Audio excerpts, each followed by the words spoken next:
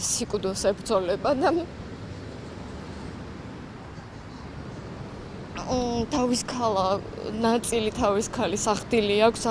სასტიკი ანგარიშწორების მსხვერპლი 31 წლის სპორტსმენი ახალი სპორტის სასახლის ეზოში გახდა. დინამო თბილისის ნაკრების წევრს ბექა უნიანს თავს თესეუს ფუტსალის ნაკრების მწვრთნელი დაესხა. ივა ტყეშელაშვილი ფეხბურთელს უკრიდან იმ დროს მიეპარა, როდესაც ბექა უნიანი ავტომობილში ჯდებოდა. მწვრთნელმა სპორტსმენს სავარაუდოდ ეგრეთ წოდებული კასტეტით კეფის ძვალი დაუმტვრია და წაქცეულს უგონო მდგომარეობაში მყოფ ზედწიხლებით შედგა. როცა გამოვიდა უკვე გასახდელიდან და პარკინგზე მიდიოდა, მანქანიდან გადმოვიდა ივა ტყეშელაშვილი, დაყტუნავდა ზედ.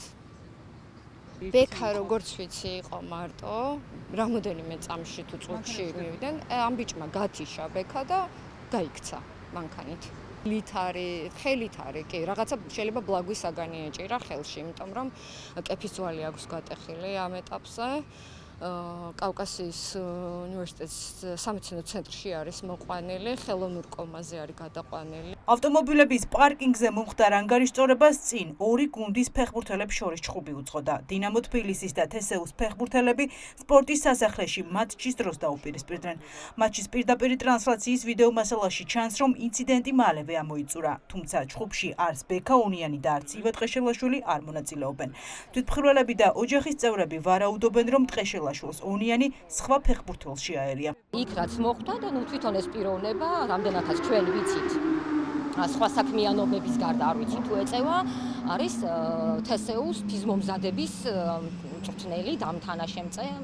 უტყავს, ბავშვი წყდება, გონება და ეგრევე კარგავს გონებას, წყდება, ბრუნდება და მიდის.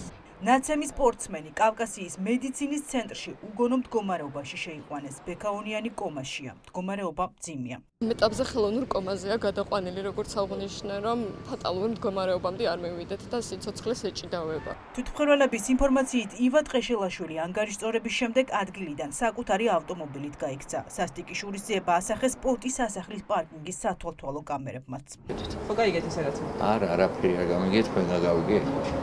გამოხდა. ჭიროც ამის. არ ვიცი. და დღეს არ იყო პოლიცია ადგილზე კამერები.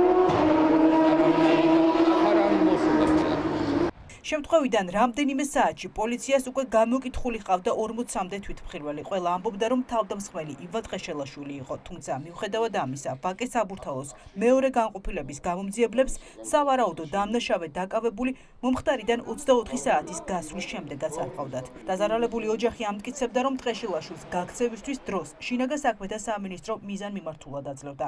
ფარველობდნენ, რადგან ის პოლიციელის შვილია.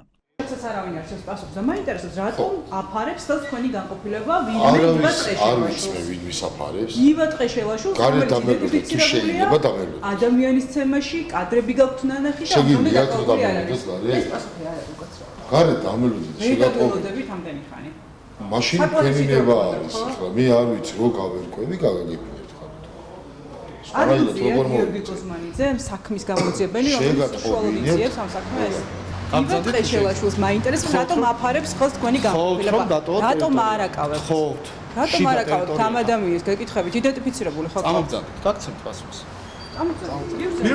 ბექა უნიანის ცემის საქმეზე რატომ აფარებს ხელს თქვენი განყოფილება რას გავავრცელებთ პოლიციის განყოფილებაში TV პირველის მისვლიდან ზუსტად 4 საათში ივა ტყეშელაშვილს ხელბორკილები დაადეს. ცემის მუხლით აღძრული საქმე კი ჯანმრთელობის განზრახ მძიმე დაზიანებით გადაკვალიფიცირდა.